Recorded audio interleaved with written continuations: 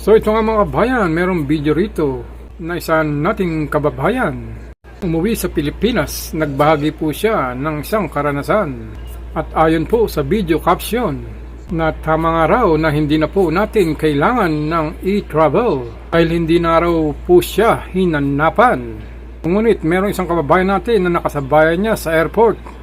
Naghaling dito mismo sa Saudi Arabia na hinanapan naman daw siya ng e-travel sa airport ng Riyadh, Saudi Arabia. Tama rin pala yung sabi nila na hindi na kailangan yung e-travel kasi Emirates Airways ang ticket ko. Wala po talaga tanong sa akin saan ang e-travel mo. Pero kung gusto niyong kumuha para sigurado okay lang. Pero sa akin na experience sa uwi ko na to, wala talaga, hindi hinanap ang e-travel. Galing siya sa Saudi, nag-stop over sa Qatar, di ba be? Pero hinanapan daw siya ng e-travel. Baka di ba hinanapan ng e-travel ba? Ginawa ng mga kaibigan ko doon sa Saudi.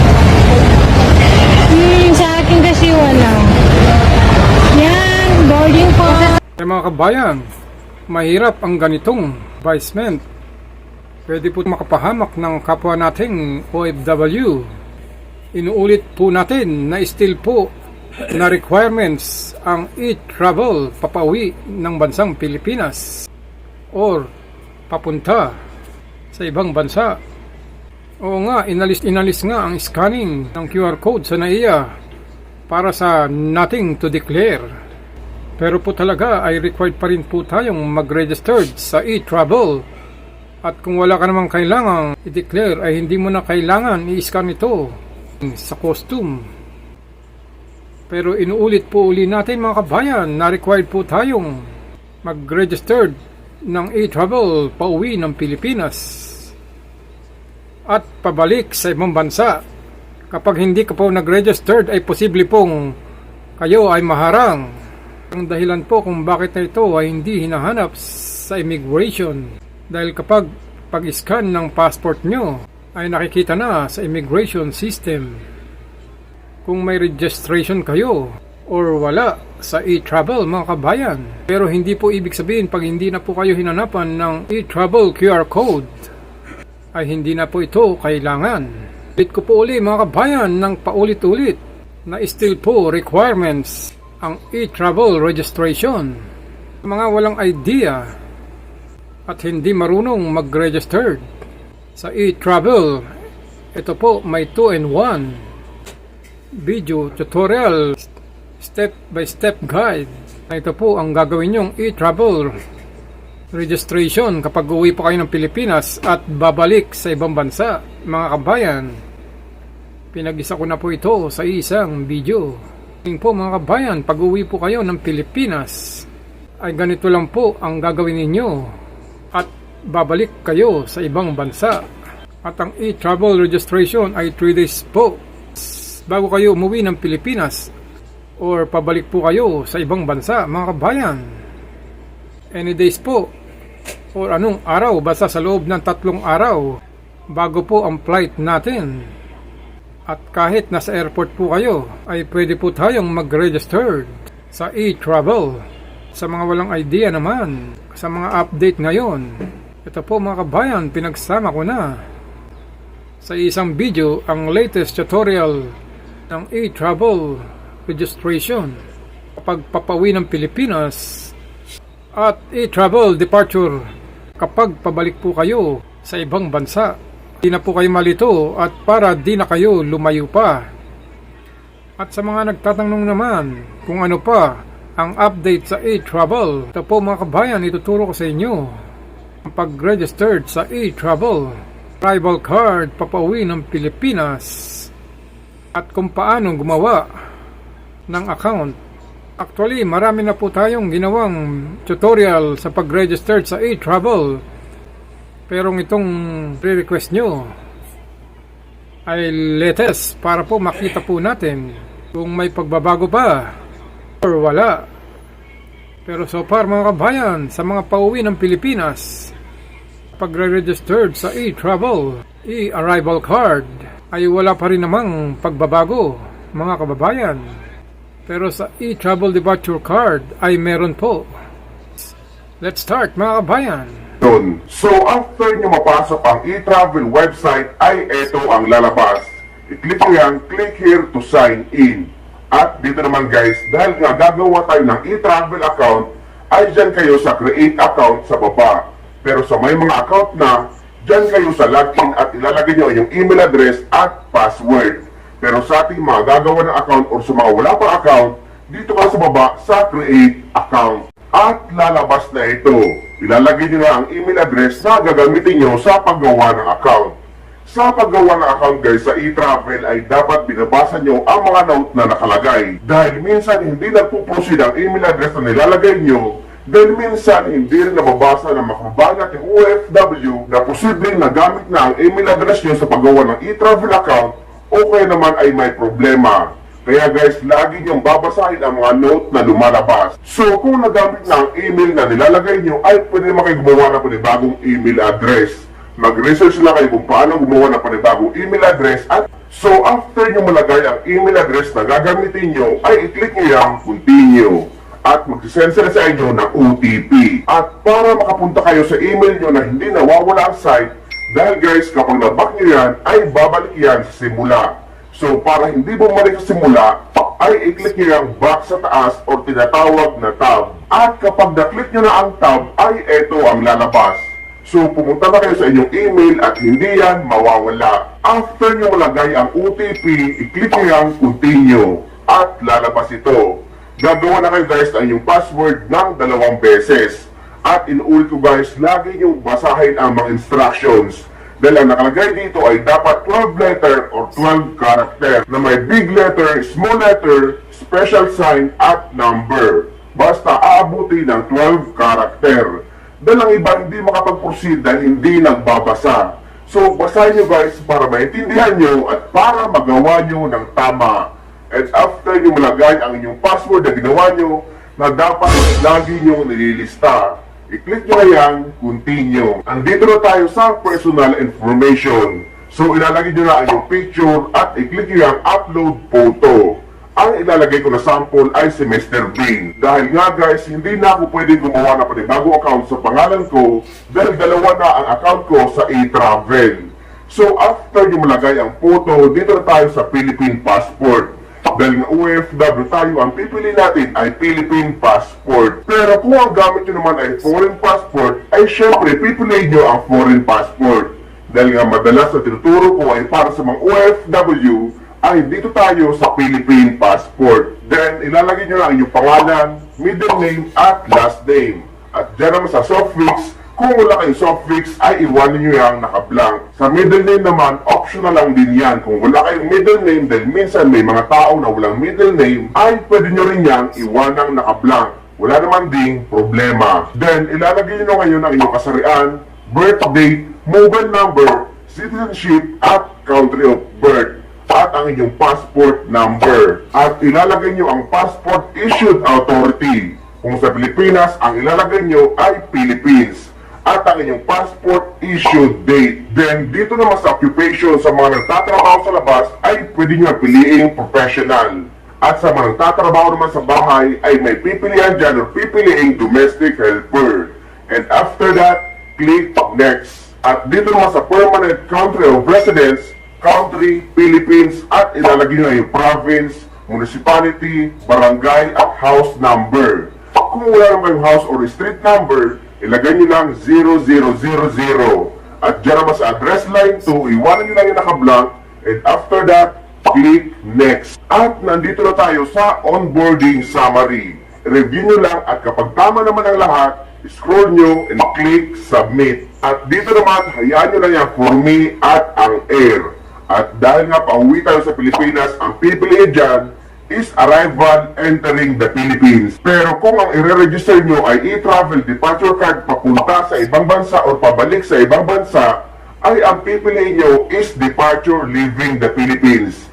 Pero dahil nga ang ituturo ko ay pauwi sa Pilipinas, ang pipiliin natin is arrival entering the Philippines. And after that, click continue. Andito na tayo sa travel details.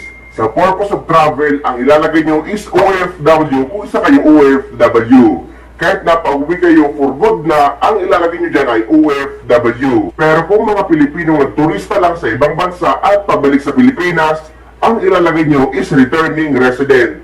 Pero kung mga permanent resident sa ibang bansa at magbabakasyon lang sa Pilipinas, ang ilalagay nyo is for vacation. Pero sa mga OFW, ang ilalagay nyo ay OFW. Traveler type, aircraft, passenger. At ilalagay nyo na ngayon ang yung name of airlines at flight number. Dito naman guys sa name of airlines, ang ilalagay nyo dito pa uwi sa Pilipinas is yung airlines na magdadala sa inyo sa Pilipinas kahit pa may connecting flight kayo. So ang ilalagay nyo sa name of airlines at flight number is yung eroplano na magdadala sa inyo sa Pilipinas. At uulitin natin guys na hindi consider as connecting flight ang mga domestic flight, mga pa-Pilipinas man or ibang bansa. Meaning na domestic flight is yung flight within the country o nasa loob pa rin ng iisang bansa. So, hindi yan considered as connecting flight kapag magre-register kayo sa e-travel. Andito na tayo sa country of origin. Sa e-travel registration guys, ang country of origin nyo kapag pauwi ko sa Pilipinas is yung bansa kung saan kayo nagtatrabaho. For example, United Arab Emirates. At ilalagay nyo na ngayon ang pangalan ng airport, for example, Dubai Airport. At yung date ng departure nyo o yung flight nyo pauwi sa Pilipinas na makikita nyo sa inyong ticket. At eto na nga guys, nandito na tayo sa with transit or connecting flight. Kung may dadaanan kayong bansa o ibang bansa at galing sa bansa kung saan kayo nagtatrabaho, ay i-click nyo yung small na box. Take note guys kung may dadaanan lang kayong iba pang bansa. Pero kung wala, for example, may domestic flight kayo sa Saudi Arabia at pupunta kayo sa isang airport sa Saudi Arabia, ay hindi yan considered as connecting flight. Ang connecting flight is kung may dadaanan kayong iba pang bansa. So kung meron, i-click nyo ang small na box at ilalagay nyo yung country of transit or yung bansa na dadaanan nyo.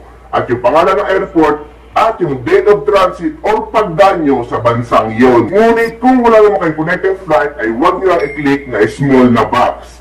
At dito na tayo sa airport of destination. Ilalagay nyo kung naiya, Ninoy Aquino International Airport. Kung Clark naman, isi-search nyo or itatype nyo ang Clark International Airport. At dyan naman tayo sa date of arrival or yung date ng lapag nyo sa Pilipinas. At dito naman tayo sa destination upon arrival, lalabas dyan automatic na same as permanent country of residence. And after that, click next. At dito naman sa health declaration, kung wala naman kayong sakit, i-click nyo lang yan dalawang no sa baba. And after that, click next. At dito naman sa customs declaration, kung mga basic pasalubong na naman ang dala nyo, ay hindi nyo naman kailangan i-declare. Kung wala naman dalang cash na more than 50,000 peso at 10,000 US dollar. So, i-click nyo lang yung no sa tanong na, do you have baggage to declare? And take note guys na lagi pinapaalala ng mga airlines na huwag kayo maglalagay ng valuable sa loob ng check-in baggage nyo. Kagaya ng pera, alahas at iba pang mga mamahaling gamit.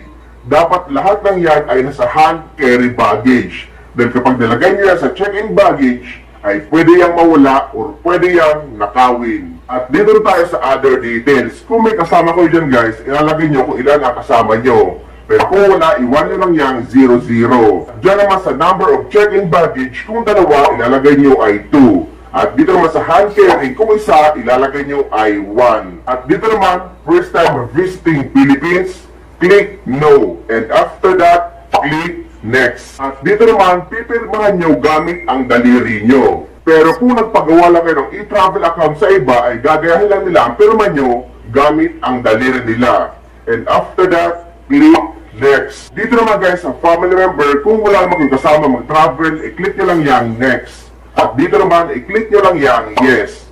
Kung nakagawa naman kayo ng account o nakakuha na kayo ng QR code at may gusto kayong i-add family member, ay wala naman ding problema. Kahit after yung makagawa ng account, i-add family member nyo lang ang gusto nyong idagdag para isang account na lang ang gagamitin nyo sa e-travel. At nandito na tayo sa summary. I-double check nyo lang at kapag okay naman lahat, i-click nyo yung submit. At lalabas na ito. Congratulations! At pati ang inyong e-travel arrival card QR code. So, i-screenshot nyo lang yan. At in-ulit din natin sa mga nagtatanong na nakalagay dyan ay no UEC. Dahil ang UEC ay ginagamit pabalik sa ibang bansa.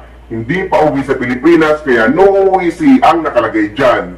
At dyan naman sa no baggage, ay walang problema yan. Dahil nga guys, wala naman kayong dineclare. Hindi naman ibig sabihin yan ay wala kayong daladalang bagahe. At eto na nga yung bago. Sa mga nagtatanong naman kung may bayad daw ba na tax sa e-travel or pag-register sa e-travel. Ang sagot guys, para sa mga OFW ay wala tayong babayaran tax. Dahil exempted ang lahat ng mga OFW sa pagbabayad ng travel tax sa airport. At tayo pa nga nakukuha ang terminal fee cash refund. Applicable lang yan sa mga tourist na pupunta sa ibang bansa. Pero kung isa ka OFW at ilalagay mo ay OFW, ay hindi yan lalabas. Kaya tayong mga OFW ay wala naman dapat ipag-alala at hindi natin yan problema.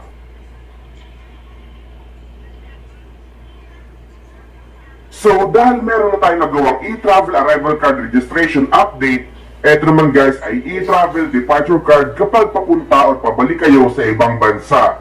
And take note guys na ang pag-register sa e-travel ay 3 days bago ang flight nyo pauwi man sa Pilipinas or pabalik sa ibang bansa. Kahit anong araw basta sa loob ng 3 days bago ang flight nyo ay pwede mag-register sa e-travel. At para makagawa na kayo ng e-travel departure card nyo, sa may mga account na ay kailangan nyo lang mag-login. Pumunta kayo sa e-travel website na e-travel.gov.ph at ilalagay nyo ay inyong email address at password at i-click nyo yung login. Pero sa mga wala pang account guys, dito kayo sa baba sa create account. Pero sa mga hindi marunong gumawa ng account at mga walang idea, mayroon ng mga video tutorial na ginawa kung paano gumawa ng account sa e-travel na ilalagay ko sa description ng video na ito para madali nyong makuha. Ngunit sa mga nakagawa naman ng account pero nakalimutan ang email address at password at hindi na nila ito mabuksan, pwede kayo guys gumawa ng panibagong account gamit ang ibang email address. Wala naman din problema yon dahil nasubukan ko na yan. So after nyo malagay ang email address at password nyo and after nyo makapag-login, ay lalabas ito. Paklik nyo yung New Travel Declaration at hayaan nyo lang yung For Me at Air. At dito naman dahil nga papunta o pabalik tayo sa ibang bansa or e-travel departure card ang ituturo ko sa inyo, ang pipiliin nyo dyan is departure leaving the Philippines. Ngunit kung pauwi kayo sa Pilipinas, ay arrival entering the Philippines ang pipiliin nyo. Pero dahil nga itong tinuturo ko sa inyo ay e-travel departure card papunta sa ibang bansa, dito tayo sa departure leaving the Philippines. And after that, click continue. Dito na tayo sa travel details. Purpose of travel, basta guys, dito sa purpose of travel, kung isa kayo OFW, ay OFW ang ilalagay nyo.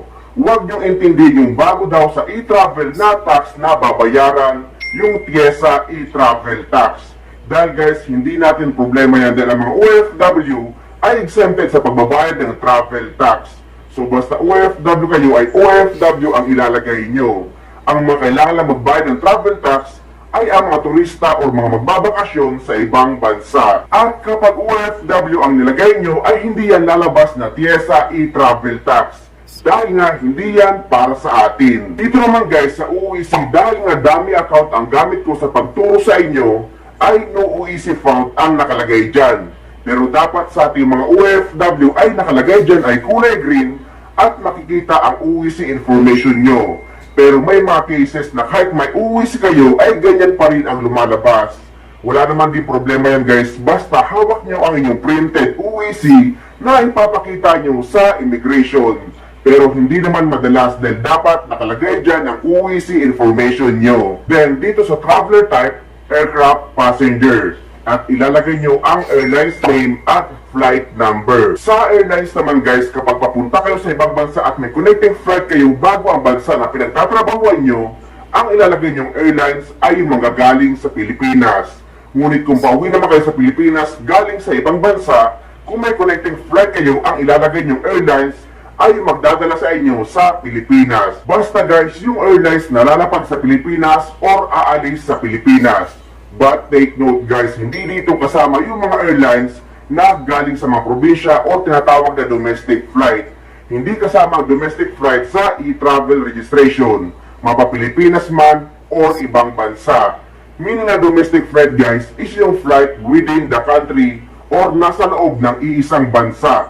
hindi yan considered as connecting flight. Dito naman sa airport of origin ay ilalagay yung airport na panggagalingan nyo papunta sa ibang bansa, kagaya ng NAIA, Clark International Airport, Cebu International Airport. Inuulit ko guys na hindi dito kasama ang mga airport sa probinsya. And after that, ilalagay nyo na ang date of departure nyo o yung flight nyo papunta sa ibang bansa na makikita nyo sa inyong ticket. Andito na tayo sa connecting flight. So kung may connecting flight kayo guys or may iba pang bansa na dadaanan bago ang bansa na pinagtatrabahuan nyo, ay i-click nyo yung small na box at ilalagay nyo ang country of transit or yung bansa na dadaanan nyo, airport of transit or yung pangalan ng airport na lalapagan nyo doon, at yung date of transit or yung petsa ng pagdaan nyo sa bansa na yun. Pero kung wala naman kayong connecting flight, ay hindi nyo kailangan i-click yung small na box at hindi lalabas ang mga yan. Dito naman sa destination, ito yung bansa kung saan kayo nagtatrabaho. So ang ilalagay nyo dyan sa country of destination, for example, United Arab Emirates. At sa airport of destination, Dubai International Airport Terminal 3. At yung date of arrival or yung paglapag nyo sa bansang yun na makikita nyo sa inyong ticket. At ilalagay nyo yung address nyo sa ibang bansa. And after that, click next. Dito naman sa customs declaration, kung wala naman kayong dalang currency or pera or cash na 50,000 pesos pataas, o kaya naman US dollar na 10,000 US dollar pataas, ay hindi nyo kailangan i-declare o hindi nyo kailangan mag-declare. At yung mga bagahe na daladala nyo, kung mga pasalubong na naman, kagaya ng tinapa, mangga, saging, at kung ano-ano pang lutong ulam sa Pilipinas na dadalhin nyo sa ibang bansa, ay hindi nyo na yan kailangan i-declare. So, i-click nyo lang yung no sa tanong na, do you have baggage to declare? At dito naman sa signature, ay i-signature nyo lang o pirmahan nyo gamit ang daliri nyo. Pero kung nagpagawa naman kayo sa iba ng e-travel registration, ay kailangan lang pirmahan o gayahin ang pirma nyo gamit ang daliri nila. And after that, click next. Dito naman, kung wala naman kang kasama sa pag-travel, ay i-click nyo lang yung next. And dito, i-click nyo lang yung yes. At dito na tayo sa summary. I-double check nyo lang lahat ng mga information at kapag okay naman, i-scroll nyo and click submit. At eto na guys, lalabas, congratulations. Kasunod nito ang inyong e-travel departure card registration o ang inyong e-travel departure card QR code. I-screenshot nyo lang at ready to go na kayo.